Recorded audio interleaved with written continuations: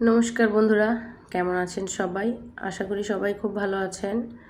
আর আমি তেমন ভালো নেই। কেন ভালো নেই সেটা অবশ্যই আপনাদেরকে ভিডিওতে শেয়ার করব। তো যাই হোক, যেখান থেকে আমার এই ভিডিওটি দেখছেন তাদের সবাইকে পরিস কিচেন ব্লগে স্বাগত। আজকে যারা আমার চ্যানেলটিতে নতুন এসেছেন বা আমার ভিডিওটি নতুন দেখছেন তাদেরকে বলবো প্লিজ চ্যানেলটিকে সাবস্ক্রাইব করে চ্যানেলটির পাশেই থেকে যাবেন। আশা করি যে কোনো একদিন ভালো লাগা থেকে অবশ্যই ভালোবাসা হয়ে যাবে। তো যারা কিনা আমার পুরনো বন্ধু আছেন তাদের সবাইকে বলবো প্লিজ লাইক দিয়ে ভিডিওটি কন্টিনিউ করুন। অবশ্যই আমি আমার থাম্বনেল অনুযায়ী টাইটেল অনুযায়ী আপনাদেরকে আমি আমার কথাগুলো শেয়ার করব। তো পুরো ভিডিওটি আপনারা থাকবেন পাশে, অবশ্যই জানতে পারবেন কেন আমি এই কথাটা বললাম। আমার একদম ভালো লাগে না, তারপরে আমি আপনাদের সাথে কিছু কথা শেয়ার করতে চাই। তো অবশ্যই প্লিজ আমার এই পুরো ভিডিওটি জুড়ে আপনারা থাকবেন আমার পাশেই। তো চলুন ভিডিওটি শুরু করা যাক। আর এই যে আমাকে দেখতে পাচ্ছেন, আমি সকাল সকাল স্নান টান করে একদম এসে সাজুগুজু করে নিতেছি। মানে আমাদের হিন্দু শাস্ত্রীয় মতে যেভাবে স্নান টান করে যা যা যা করা প্রয়োজন সেগুলোই করতেছিলাম। তো আমি এদিকে সাজুগুজু করি আর আমার মেয়ে আমার সামনে দাঁড়িয়ে দাঁড়িয়ে সে দেখে, সেও আমার মতন সাজুগুজু করতে চায়। অনেক দিন পরে আসলে শাড়ি পরলাম। মাঝে মাঝে টুকটাক শাড়ি পরি, তবে ইদানিং একটু শাড়ি পরার ইচ্ছাটা বেশি জাগতেছে। তাই একটু একটু করে শাড়ি পরি বা ভালো লাগে। তো যাই হোক, সকাল সকাল স্নান টান করে সাজুগুজু করে শাড়ি টাড়ি সব কিছু সুন্দর করে পরে একদম বউ বউ একটা লুক নিয়ে বসে আছি। বসে নেই, অবশ্য দাঁড়িয়ে আছি। তো এখন কাপড়টাকে এইভাবে কাছা দিয়ে যাব কাজে, মানে কাজ বলতে রান্নাঘরে। আমার আসলে সকালবেলা ঘুম থেকে উঠে রান্নাঘরেই সারাদিন কেটে যায়। তো শুধু আমার না, অনেক নারীদেরই এই রান্নাঘরটা অনেক প্রিয়, আর রান্নাঘরেই তাদের সারাদিন সারা সময়টা কেটে যায়। রান্নাঘরে সারাদিন বলতে গেলে কিন্তু আমার মনে হয় বেডরুমে যতবার বসা হয় বা এসে একটু রেস্ট নেওয়া হয় তার থেকে বেশি টাইম রান্না করেই দিতে হয়। কারণ সকালবেলার নাস্তা বানাও, দুপুরবেলার জন্য খাবার বানাও, রাতের জন্য খাবার বানাও, সন্ধ্যায় নাস্তা বানাও, এগুলো করতে করতে আমার মনে হয় রান্নাঘরটাই তাদের জন্য পুরো একদম সারাদিনকার সঙ্গী হয়ে যায়। তো আমি কিন্তু স্নান টান করে বললামই তো, একদম সুন্দর করে সাজুগুজু করে রান্নাঘরে চলে আসছি মা লক্ষ্মীর মতন। তো আমার হাজব্যান্ড আবার এইভাবে সাজুগুজু করে স্নান টান করে যদি রান্নাঘরে আসি সে অনেকটা খুশি হয়। তো সে আসলে ফোন দিয়ে দেখেছিল যে আমি স্নান টান করে রান্নাঘরে আসছি, সে কিন্তু অনেকটা খুশি হয়েছে। যাই হোক, কালকে আমাকে দেখেছিলেন সকালবেলা আমি বোয়া রান্না করেছিলাম। তো আমি তো প্রতিটা ভিডিওতে বলি যে আমার ঘরে তেমন কেউ খাবার মানুষ নেই, আমি একাই খাই সব কিছু, যাই রান্না করি তাই আমাকে একাই খেতে হয়। তো আমার যে বউয়া ভাতটা রান্না হয়েছিল কালকে সকালবেলা, তো সেই খাবারটা কিন্তু আমি অর্ধেকটা খেয়েছিলাম আর অর্ধেকটা রয়ে গেছে। তো সেটা আমি ফ্রিজে রেখে দিয়েছিলাম, সেটা আমি নামিয়ে গরম করে সকালের খাবারটা খেয়েছি। আর মেয়েকে নুডলস খাইয়েছি। আর আমার শাশুড়ি মা আমার মেজো জায়ের বাসায় গিয়েছিল, তো সে সেখানেই খেয়েছে। আমার শাশুড়ি মা সেখানেই সকালে নাস্তা করেছে। তো এই দিক দিয়ে আমি স্নান টান করে যে কাপড় চোপড়গুলো ধুয়েছিলাম সেই কাপড় চোপড়গুলো আমি মেলতে ভুলে গিয়েছিলাম। হঠাৎ করে তাকিয়ে দেখি বাথরুমে বালতিতে সবগুলো কাপড় মানে রেখে চলে আসছি। তো সেগুলো আবার বারান্দায় নিয়ে আসলাম শুকানোর জন্য। আসলে ছাদে আমি শুকাতে দেই কাপড় চোপড়, কিন্তু ছাদে আমাদের উপরে আরও ছাদ দেওয়া হচ্ছে, তার জন্য সেখানে দড়ি টানানো নেই, সবগুলো দড়ি খুলে ফেলা হয়েছে। তো এর জন্য আমার বারান্দার মধ্যে সবগুলা কাপড় চোপড় শুকাতে দিতে হয়। সবগুলা কাপড় চোপড় আসলে জায়গা নেয় না। বাচ্চাদের কাপড় চোপড়, আমার মেয়ের প্রতিদিন অনেক অনেক কাপড় চোপড় আমাকে ধুতে হয়। কি বলবো, বাচ্চাদের যারা আছে যাদের ঘরে তারা তো অবশ্যই জানেন যে বাচ্চারা কীরকম, সারাদিনে তাদের কয়টা ড্রেস মানে চেঞ্জ করতে হয়। যাই হোক, আমি সবগুলা কাপড় চোপড় রোদে শুকাতে দিয়ে চলে আসলাম দুপুরের রান্নার আয়োজন করতে। তো আজকে আমি দুপুরের রান্না করব মাছ দিয়ে, পুঁই শাকের ডাঁটা আর আলু দিয়ে।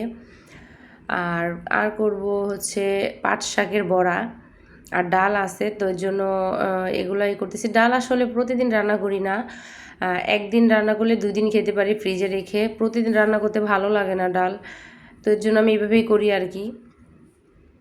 তো এইদিকে ডাটাগুলো আমি মানে সুন্দর করে কেটে নিচ্ছি।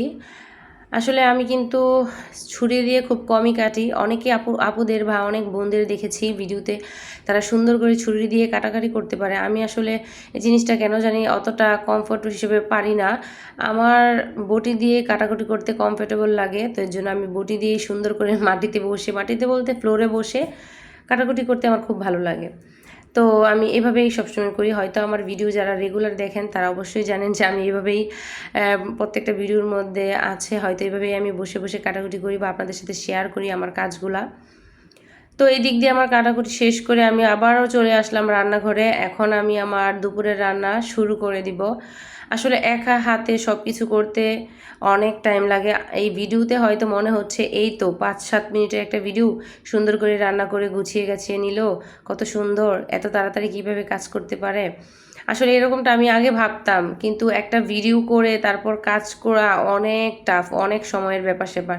তারপরে চেষ্টা করি নিজের যতটুকু শখ আছে ইউটিউবের সাথে, তো ততটুকু শখ দিয়ে ইউটিউবটাকে ধরে রাখার বা ইউটিউবে কাজ করার। যাই হোক, আপনারা আমার পাশে থাকবেন। আর অনেক কথা বলে ফেলতেছি, কিন্তু একটা কথা এখনও বলাই হলো না। যারা এই পর্যন্ত আমার ভিডিওটা দেখতে দেখতে আমার সাথেই চলে আসছেন এত দূর, তো তারা একটা প্লিজ লাইক দিয়ে আমার পাশেই থেকে যান, পুরো ভিডিওটা শেষ করে তারপর কিন্তু যাবেন। কেউ কিন্তু মাঝপথে আমাকে ছেড়ে চলে যাবেন না। তো অবশ্যই সবাই একটি ভিডিওতে লাইক দিয়ে দিবেন। আপনাদের একটা লাইক অবশ্যই আমার নতুন একটা ভিডিও বানাতে খুবই উৎসাহ জাগায়। আর আপনাদের এত সুন্দর সুন্দর কমেন্টস যখন আমি পড়ি আমার খুবই ভালো লাগে। তখন আমার মনে হয় না যে আমি এত একটা ছোট ইউটিউবার, আমাকে হয়তো কেউ ভালোবাসে না, তেমনটা কখনই মনে হয় না। আমার অনেক আপুরা আছে, ভাইয়ারা আছে, বোনেরা আছে, তারা আমাকে খুবই ভালোবাসে। তাদের সুন্দর সুন্দর কমেন্টগুলো যখন আমি পড়ি তখন মনে হয় এই ইউটিউবে আমার অনেক অনেক ভালোবাসার মানুষ আছে, অনেক পছন্দের মানুষ আছে। তো যাই হোক, আমি সেটা ভেবেই কিন্তু ইউটিউবে কাজ করতেছি। জানি না ইউটিউবে শেষ পর্যন্ত সফল হতে পারবো কি না, তবে অবশ্যই আমি আশা রাখি আমার বড় ভাই বোন বা আমার ছোট ভাই বোন বা আমার বন্ধু বান্ধবী যারাই আছেন ইউটিউবে সবাই অবশ্যই আমার পাশে থাকবেন। তো এইদিকে কথা বলতে বলতে আমার রান্নার জন্য কিন্তু আমি মাছগুলা ভেজে, তারপর পুঁই শাকের ডাঁটা আলু ভেজে নিয়েছি। এখন কিন্তু আমি মশলাটাকে কষিয়ে নিচ্ছি। তো এই তো মশলাটা কষিয়ে এখন আমি মাছ আর আলু ডাঁটা সব কিছু একসাথে দিয়ে দিলাম। আমি কিন্তু দেখতে পারছেন যে আমি নাড়াচাড়া করতেছি, হয়তো অনেক তাড়াহুড়ো করে দেখাচ্ছে, কিন্তু আসলে এটাই স্পিডটা একটু বাড়িয়ে দিয়েছি, তার জন্য এরকমটা লাগছে। আমি কিন্তু খুবই সুন্দর করে আলতো হাতে মাছ তরকারি সব একসাথে নাড়িয়ে চাড়িয়ে দিয়েছি। তো এই তো ঝুলও দিয়ে দিলাম। তো ঝুলটা ভালো করে ফুটে আসছে, আমার কিন্তু মাছ প্রায় হয়ে গেছে। তো এখন আমি মাছটাকে নামিয়ে নিব। আসলে কাজ করতে গেলে যদি একটু তাড়াহুড়া করে করি হয়তো অনেক সময় অনেকটা দেরি হয়ে যায়, আবার অনেক সময় দেখা যায় একটু ধীরে ধীরে করলেও তাড়াতাড়ি হয়ে যায়। তো আজকের ব্যাপারটা হয়েছে কি যে আমি একা হাতে কাজ করতে করতে মানে আমার একদম ক্লান্ত লেগে যাচ্ছে, মানে আমি একা হাতে হাতে সামলে উঠতে পারছি না। এর ফাঁকে কিন্তু আমি আমার মেয়েকে স্নান করিয়েছি, খাইয়েছি, ঘুম পাড়িয়েছি, তারপর ঘর ঝাড়ু দেওয়া, ঘর মোছা, অনেক কাজ আছে। আসলে একা হাতে বাচ্চা কাচ্চা সামলিয়ে, ইউটিউব সামলিয়ে, সংসার সামলিয়ে একদম মানে খুবই কঠিন হয়ে যাচ্ছে আমার কাছে মনে হয়। তারপরও ভালো লাগা থেকে আমি ইউটিউবে কাজ করতেছি। অবশ্যই আপনারা আমার পাশে থাকলে শেষ পর্যন্ত আমি সফল হওয়ার রাস্তায় যেতে পারবো।